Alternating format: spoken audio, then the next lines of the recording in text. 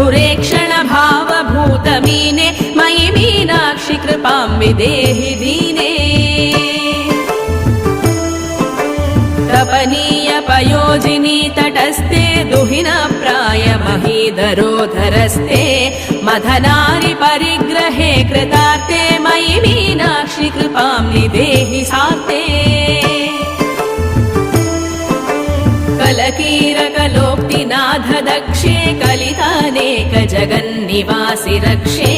मदनाशुकहल्लकान्तपाणे मयि मीनाक्षि कृपां कुरु प्रवीणे